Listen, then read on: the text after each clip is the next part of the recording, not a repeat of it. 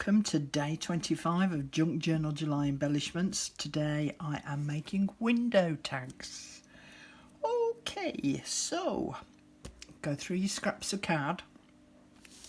They don't have to be too matching, but you do need two so that you got one for the front, one for the back. You don't have to die cut right the way through both pieces as I've done here. You could just cut an aperture out of one of the pieces of card, alright? But what I would suggest is that if you're going to use a punch to punch out a shape like I did here, the problem with thick cardstock is that it's hard to punch through both pieces of card. So what I would suggest is make a template out of a much thinner card and use that to be able to position them, because they need to be able to align if you're going to punch an aperture on the front and on the back. So then at least you've got a guide so that they will match up. Next step is to get some plastic, and you're going to stick a piece of plastic on the back side of each of the apertures, right? But make sure that you've inked up your aperture before you stick the piece of plastic on. Now on this particular one, I am going to stamp this hair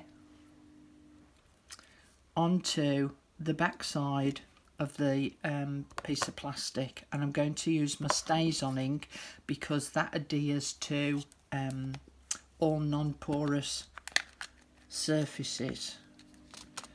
So now Becky asked me yesterday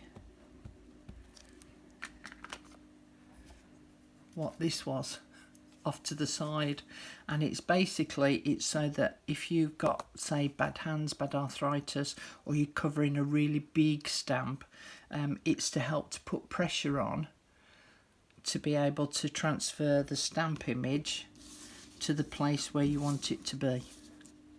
So that's what that's for, Becky. So I'm just going to hover him for a minute and then stamp him.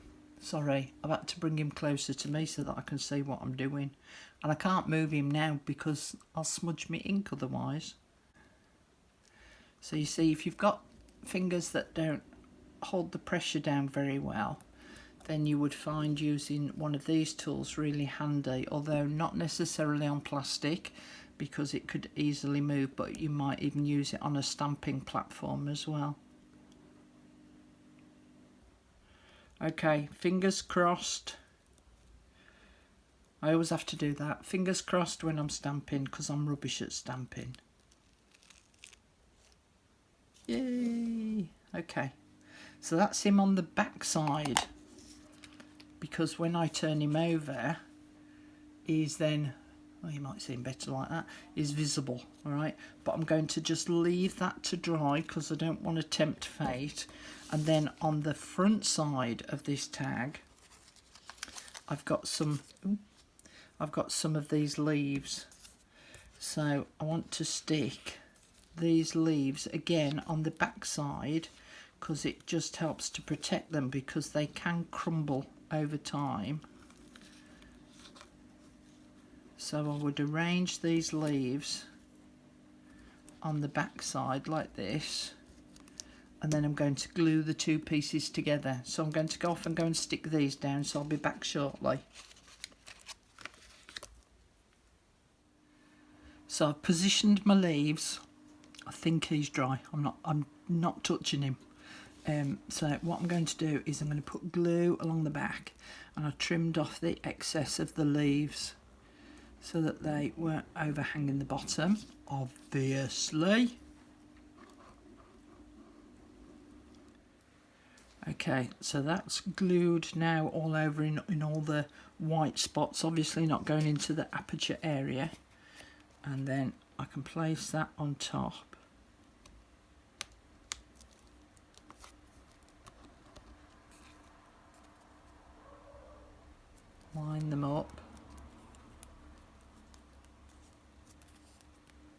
So I would decorate my tag up further, but that kind of gives you a little bit of an idea there.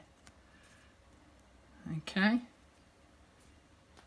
this is another example that I've done with the acetate, but or piece of plastic, was I just put one piece of plastic in between the two pieces of card, stuck the two pieces of card together, and then these are the butterflies that I did the other day. So basically I just stuck one of the butterflies on the top of the plastic, but I made sure that it overhanged onto the card so that I could then put some glue on the tip of the wing so it was sticking to the card, because it might not necessarily stick to the plastic, although in this instance it actually has. And then if I turn it over, I stuck another one of the butterflies on the back side so that you can't see the back of that, because it's got another butterfly on the back of it, but it gives you a nice window there as well. And again, I would decorate this up further. Another idea is to punch out some apertures. Again, I use circles, and this was a much thinner paper, so I was able to punch through all the holes all at the same time. And then I placed a piece of cotton, and I would actually put a tiny little knot into the end of your thread and position it so that my knot is there, and then put some tape over. The reason why I'm putting a little knot in is that even though you're covering it with tape, that thread can still slip through. And at least now with that little knot in place, it's not going to pull through. This one I didn't do this with, and so this top butterfly is a little bit on the delicate side, because if I catch that thread it's just going to pull out even though it's been glued down. And then I would cut off this end of the thread, and again put another little knot in the end,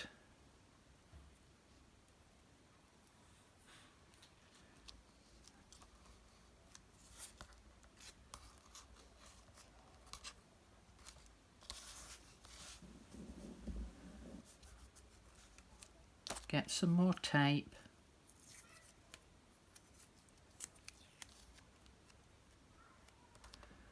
pull the thread so that it's quite taut, and running down the centre or off to the side, it's up to you. And then again just put that tape where that little knot, just before that little knot, then trim off the excess. And as I say, it can only be a tiny knot because you obviously don't want that knot showing through the other piece of card that you're going to put on top. And it means then that you can sit something on top of the thread here, and you would need to do a mirror image of whatever it is that you use onto the back side as well, so that you haven't got the back of the paper showing, and you've then got a freestanding sort of item hanging in the middle of the aperture. So here you can see I've got the butterflies on this side, and I've got butterflies on this side as well. So these were all covered with glossy accents, and the ones on the back are not. So you can see, look, that one's a little bit on the loose side, and it's real delicate. I might have to actually do something with that, but it gives a really great effect. What have I got that I can put under?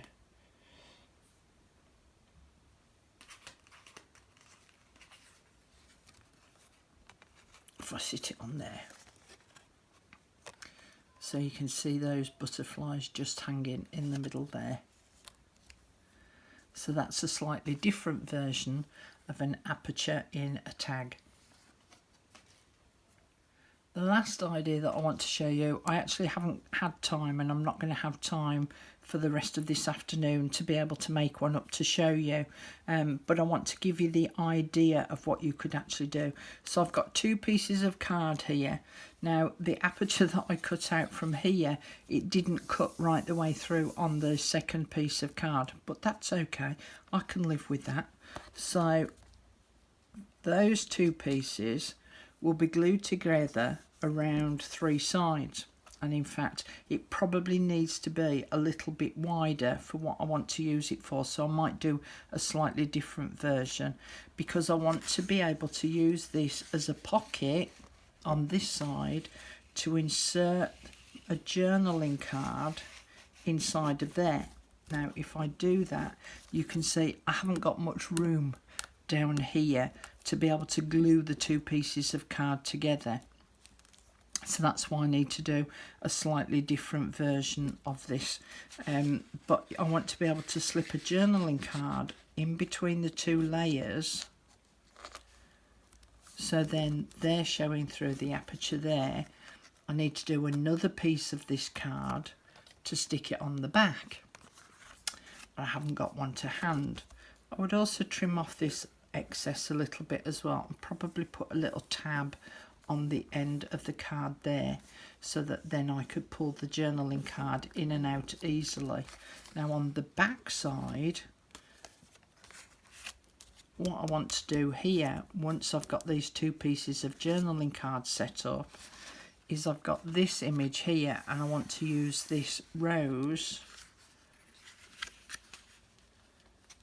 to be visible there.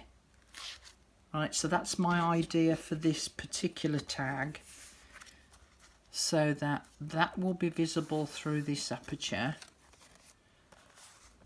These will be visible through this one, and then I can add something else on top of there, maybe some flowers or something, and then I would be able to pull that out as a journaling card to use. But as I say, I just haven't got the time to work on that one to be able to show you it complete. I have this evening, so what I'll do is I'll come back and show you these completed tomorrow so that you can sort of see the completed versions. So I hope that what I've sort of shown you and described in this video has given you some inspiration for some window tags. As I say, I will be back tomorrow to show you them sort of all completed and stuff, because I'll have a little bit more time this evening. And thank you for joining me today. See you all again. Happy creating. Bye.